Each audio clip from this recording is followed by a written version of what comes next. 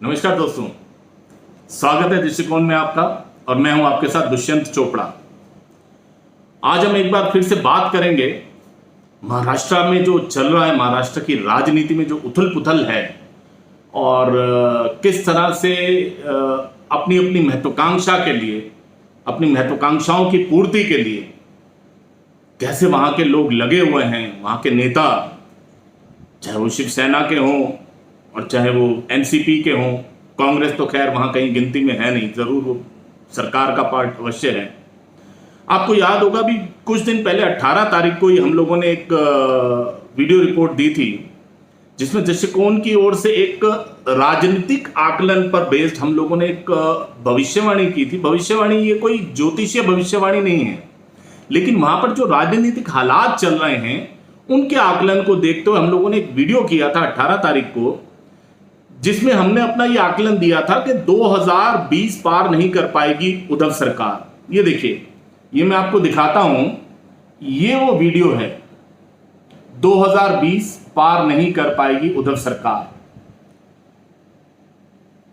वहां पर बहुत लोगों ने ये रिपोर्ट देखी, इसको पसंद किया। और जैसा कि मैंने इस रिपोर्ट में एक जगह पर ये बात कही थी कि शिवसेना के अंदर जो कोर शिव सैनिक हैं या जो कोर उनके कार्यकर्ता हैं या एमएलएज हैं, उनके अंदर जब से ये सरकार बनी है कुछ दिन तक, जब तक हनीमून पीरियड था तब तक तो सब ठीक था, लेकिन उसके बाद से धीरे धीरे जिस तरह से शिवसेना का एक मजबूरी, एक राजनीतिक मजबूरी और सरकार चलाने की मजबूरी के तहत जो चरित्र बदलता चला गया, उसके चलते आज वहां पर एक बहुत ही घुटन सी महसूस हो रही है। वहां के एमएलएस को क्लोज डोर मीटिंग्स हो रही हैं। इस वीडियो के आने के बाद, हमारी इस रिपोर्ट के आने के बाद भी वहां पर कई प्रमुख जो शिवसेना के लीडर्स हैं, कुछ एमएलएस हैं, उनसे भी हमारी बातचीत हुई। हालांकि हम लोग उनके नाम डिस्क्लोज नहीं कर सकते, लेकिन जो तस्वीर वहां से निकल कर आ रही है वो तस्वीर बिल्कुल साफ तौर से हमारी उस बात की पुष्टि कर रही है जो हमने 18 तारीख के वीडियो में कही कि ये सरकार अब ज्यादा दिन चल नहीं पाएगी। इसमें जहां एक और एक सरकार की एक चलाने की मजबूरी के तहत उद्धव सरकार जो नीतियां अपना रही है, एक सेकुलर फेज दे रही है जो कि वहां पर शिव सैनिकों में घुटन की स्थिति पैदा कर रहा है, वहीं साथ में संजय राउत जिस तरह का रोल उन्होंने शुरू से इस सरकार के बनने से लेकर अब तक प्ले किया है, जो उन्होंने रोल खेला है, जो उनकी गेम चली है, वो कहीं ना कहीं जो महाराष्ट्र का महाभारत है, तो पुराने महाभारत के साथ अगर हम उसको कोरिलेट करें तो एक शकुनी का जो उसमें रोल था, एक ऐसा शकुनी मामा, एक ऐसा गंधार नरेश जिसने अपनी महत्वाकांक्षा के चलते या अपने किसी निजी बदले को ध्यान में रखते हुए किस तरह से पूरे हस्तिनापुर को निस्त नाबूद करने का एक कुचक्र चला, जिसमें उसने धृतराष्ट्र को अपना एक सिपाही बनाया, दुर्योधन को बनाया और बाकी सब पत्ते उसने इसी तरह से चले और महाभारत का युद्ध हुआ और हस्तिनापुर और कौरव वंश का नाश हुआ। तो कहीं ना कहीं वो रोल संजय राउत आज शिवसेना के लिए प्ले कर रहे हैं। मैं चाहूंगा आप ये महाभारत जो बी आर चोपड़ा का बनाया सीरियल था, उसका ये 1 मिनट का क्लिपिंग मैं आपको जरूर दिखाना चाहूंगा। आप देखिए, इससे आपको एक आइडिया होगा, उसके बाद मैं आगे की बात करता हूं। पिताश्री को भी मैं क्या कहूं, उन्हें नेत्रहीन कहने से कुछ नहीं होगा पुत्र। वे तो नेत्रहीन हैं ही, वे मूर्ख हैं। उन्हें मूर्ख कहो प्रिय दुशासन, मूर्ख। सारे मानव इतिहास में श्री धृतराष्ट्र जैसा पिता कदाचित ही कोई निकले जो अपना जीवन अपने पुत्र के अधिकारों को किसी और के पुत्र को देने में बिता रहा है। आपके होते हुए मामाश्री, इन्हें चिंता करने की भला क्या आवश्यकता हो सकती है? आपके तुणीर में षड्यंत्रों के अभी बहुत से वाण होंगे। सत्य कभी व्यंग का आधार नहीं बन सकता अंगराज कर्ण। हाँ, ये तुमने ठीक कहा। मेरे तूणीर में अभी बाण रिक्त नहीं हुए। मेरी इन दोनों सेनाओं ने तो दाव मार ही दिया था, परंतु द्रौपदी ने आकर सारा बना बनाया खेल बिगाड़ दिया। तो देखा आपने, शकुनी कह रहे हैं कि मेरे पास अभी तीर तो बहुत हैं, तो वो तीर अभी संजय राउत के पास कितने हैं या वो आगे उनकी क्या रणनीति रहने वाली है वो आने वाले दिनों में पता लगेगा।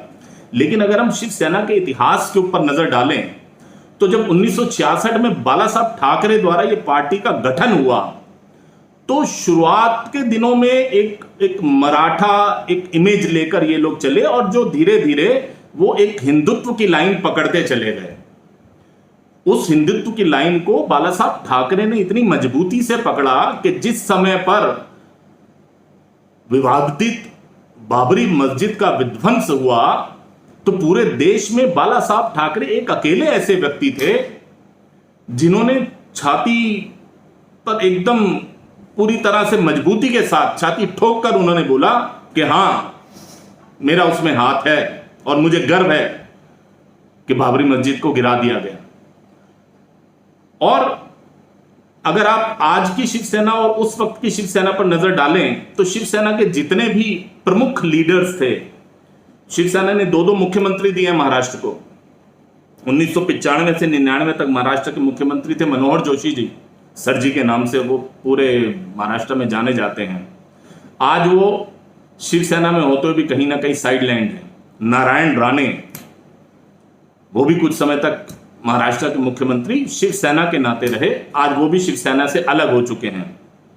ठाकरे परिवार के अपने राज ठाकरे जो कि कहीं ना कहीं शिव सैनिकों को की पहली पसंद थे कि बाला साहब ठाकरे के बाद उनकी सत्ता और उनकी आइडियोलॉजी को, उनकी जो विचारधारा को अगर कोई आगे ले जा सकता है तो वो राज ठाकरे हैं।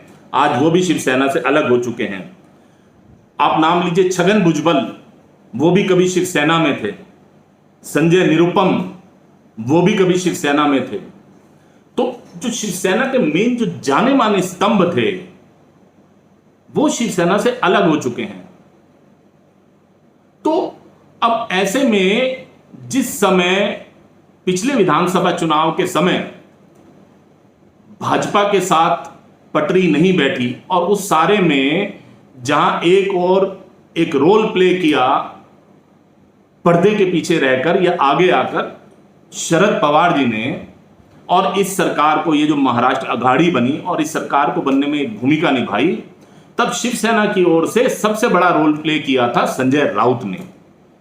लेकिन उस रोल को प्ले करने के पीछे जो एक महत्वाकांक्षा थी या जो उनकी दबी हुई इच्छा थी, जो कि बहुत बार अपुष्ट तरीकों से और इशारों में उन्होंने उस इच्छा को जाहिर भी किया, वो स्वयं मुख्यमंत्री बनना चाहते थे। लेकिन वो मुख्यमंत्री नहीं बन पाए। अब मुख्यमंत्री मजबूरी में उनको बनाना पड़ा ठाकरे परिवार के उद्धव ठाकरे को। अब उद्धव ठाकरे के मुख्यमंत्री बनने के बाद वो उद्धव ठाकरे जो उस ठाकरे परिवार, उस ठाकरे परंपरा को आगे बढ़ा रहे थे, जो कि बाला साहब ठाकरे ने एक लकीर खींची थी, उस लकीर से अलग हटकर उनको चलना पड़ा, क्योंकि उनको साथ देना था, उनको सरकार चलानी थी एनसीपी का साथ लेकर और कांग्रेस का साथ लेकर। तो स्वाभाविक रूप से कांग्रेस और एनसीपी का जो एक सेकुलर इमेज था, उसके चलते जिस तरह से वहां पर जो बहुसंख्यक हिंदू समाज है, कहीं ना कहीं उसकी प्राथमिकताओं को दरकिनार करके जो अल्पसंख्यक मुस्लिम समुदाय है उसकी तुष्टीकरण को जब एक प्राथमिकता दी जाने लगी, और इस हद तक प्राथमिकता दी जाने लगी कि ना सिर्फ मुंबई बल्कि पूरे महाराष्ट्र, और ना सिर्फ बहुसंख्यक समाज एज ए होल बल्कि जो शिवसेना का अपना कोर, जो उनका कैडर था, जो उनके एमएलए थे, वो भी कहीं ना कहीं अपने आप को बहुत असहज महसूस करने लगे, क्योंकि वो जिस प्लैंक के ऊपर, जिस नारे के ऊपर या जिस भावनाओं को सामने रखकर, जिस आइडियोलॉजी को सामने रखकर वो जीते थे, उनको नजर आ रहा था कि अब दोबारा वो अपना चुनाव नहीं जीत पाएंगे। लेकिन ऐसे में इन सारी चीजों को हवा दी संजय राउत ने। अब वो मामला चाहे पाल घर में संतों की हत्या का रहा हो, चाहे कोरोना संक्रमण के दौरान किस तरह से महाराष्ट्र सरकार विफल रही, उस सारे प्रकरण में मामलों को संभालने में, लेकिन संजय राउत अपनी पीआर एजेंसीज के थ्रू उद्धव ठाकरे को ऐसा महिमा मंडन करने में लगे रहे। और पूरी फिल्म इंडस्ट्री का जो आज उनका नेक्सस भी सामने आ रहा है कि किस तरह से ड्रग माफिया के साथ एक कनेक्शन फिल्म इंडस्ट्री का है, और उस फिल्म इंडस्ट्री के बल पर उन्होंने उद्धव ठाकरे को बेस्ट सीएम घोषित करने का जो एक अभियान चलाया, वो कहीं ना कहीं महाराष्ट्र की जनता को पसंद नहीं आया। फिर ऊपर से प्रकरण हो गया सुशांत का। सुशांत की रहस्यमय परिस्थितियों में मौत हुई, जो आज ये बिल्कुल साबित होने जा रहा है कहीं ना कहीं कि उनकी हत्या हुई। अगर उनकी हत्या साबित हो गई और जो नाम सामने आएंगे उसमें भी कहीं ना कहीं शिवसेना की ही सबसे बड़ी फजीहत होने जा रही है। और इस सब के ऊपर सबसे बड़ा कील ठोका कंगना रनौत ने। जब कंगना रनौत ने शिवसेना के खिलाफ बोलना शुरू किया, संजय राउत के खिलाफ बोलना शुरू किया, तो उस तरह पर उस मुकाम पर संजय राउत एक सीजन्ड पॉलिटिशियन के नाते उस स्थिति को संभाल सकते थे, लेकिन उन्होंने खुलकर उस चीज को हवा दी, आग को और भड़काया। भले ही वो कंगना रनौत को हरामखोर कहकर एक भड़काऊ बयान देने वाला मुद्दा रहा हो, और भले ही कंगना रनौत के ऑफिस को बीएमसी के बुलडोजर के माध्यम से निस्तनाबूद करने का उनका जो अभियान रहा, उसने कहीं ना कहीं शिवसेना को एक ऐसे कटघरे में लाकर खड़ा कर दिया, एक ऐसे मुकाम पर लाकर खड़ा कर दिया कि आज उसके एक तरफ कुआं है तो दूसरी तरफ खाई है। आज जितने शिव सैनिक जो कैडर है वो अपने आप को बहुत असहज महसूस कर रहा है। अब इसकी परिणति क्या होने जा रही है?